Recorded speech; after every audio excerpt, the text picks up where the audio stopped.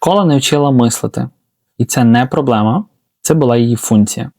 Більшість із нас звикли думати, що школа просто погано справлялась, що не вистачало ресурсів, часу, хороших програм.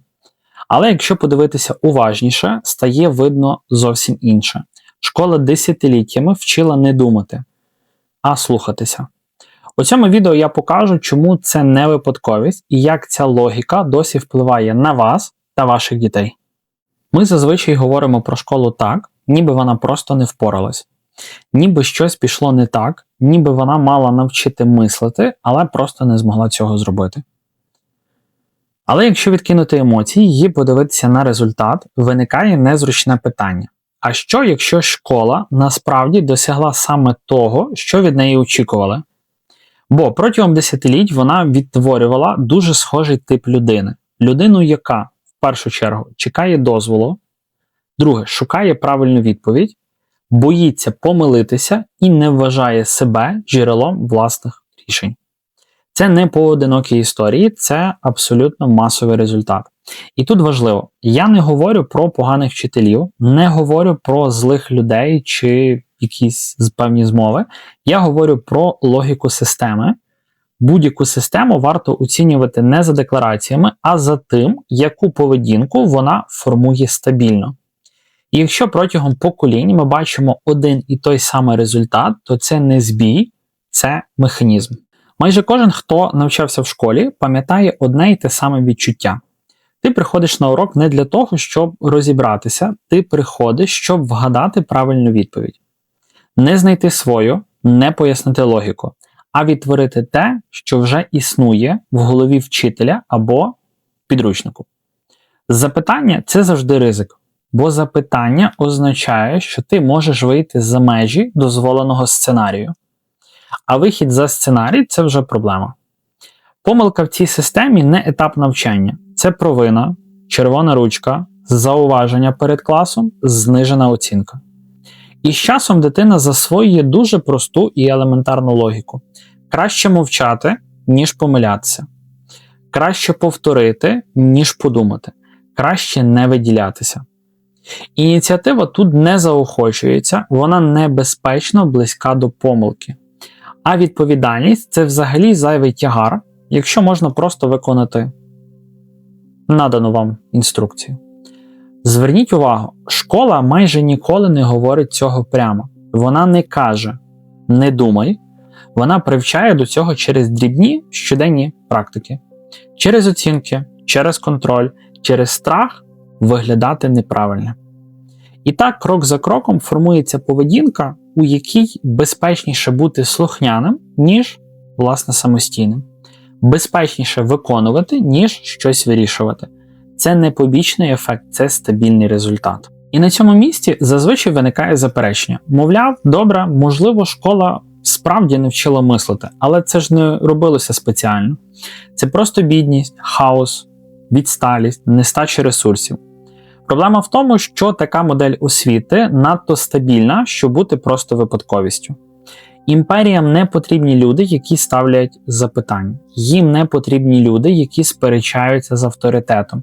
Їм не потрібні люди, які вважають себе джерелом власних рішень. Їм потрібні тільки ті, хто виконує, підкоряється і не відчуває за собою права змінювати правила. І школа – це ідеальний інструмент для цього. Не потрібно забороняти мислення, достатньо не створювати умов, у яких воно стає нормою. Не потрібно карати за ініціативу, достатньо зробити так, щоб вона була просто невигідною.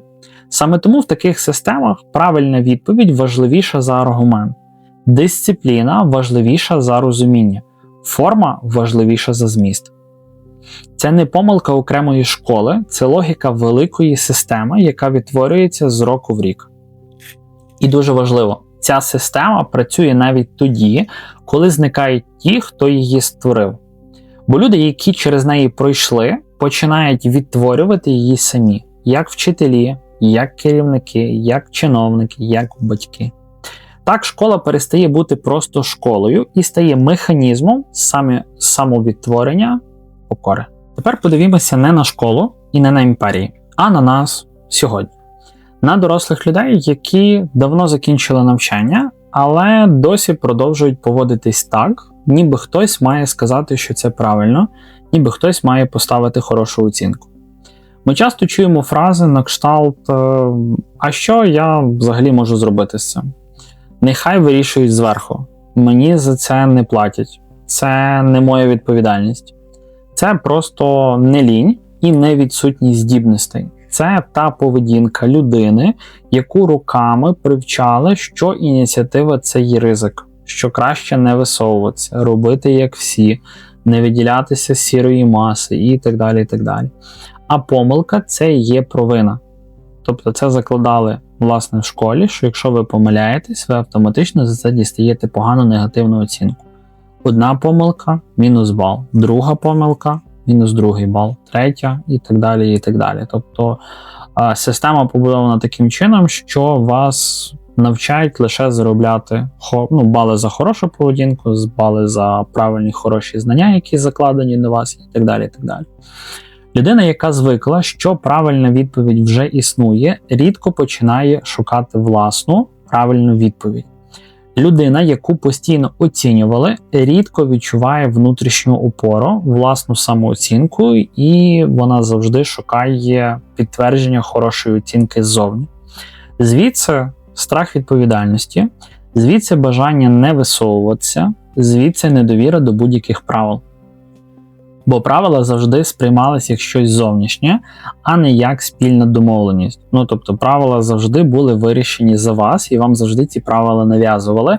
Не було компромісу, не було того, що вам встановили правила, і ви можете встановлювати додатково правила комусь або якісь певні рівносильні.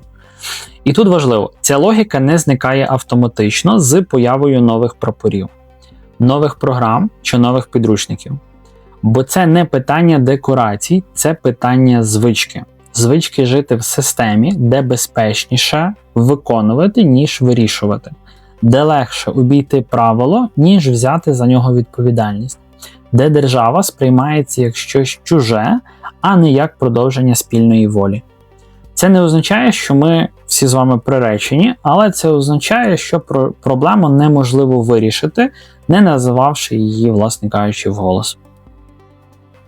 Школа не зробила нас слабкими, вона зробила нас абсолютно зручними.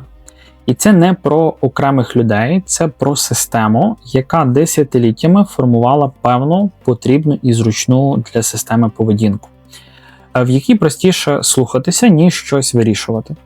Розуміння цього не дає миттєвих відповідей, але воно знімає одну дуже важливу ілюзію. Ілюзію, що всі наші проблеми – це лише питання характеру або певних поганих людей. Ні, це наслідок довгого привчання, і саме тому такі речі неможливо виправити швидко. Але їх можна і потрібно почати усвідомлювати, їх потрібно почати ловити, так би мовити, бо усвідомлення – це завжди перший крок до зміни. Коли ви визнаєте проблему, що вона існує, що вона є, це вже 50% вирішення тої чи інакшої даної якоїсь певної проблеми. Саме для цього і існує канал «Контури історії». І я роблю ці відео сам, без якихось там редакцій, якогось просування, продюсерства, грантів, цього всього і так далі, щоб якісь певні складні речі можна було пояснювати спокійно, чесно, без якогось там пропагандистського шуму, ви його не знайдете на моїх каналах. Ось, і якщо, власне кажучи, вам важливий або конкретно тобі, бо зараз звертаюся конкретно до тебе, хто буде переглядати це відео, якщо важливий такий формат, натисни кнопку підписатися на цей канал. Це найпростіший спосіб підтримати його, власне кажучи, розвиток і мене як автора.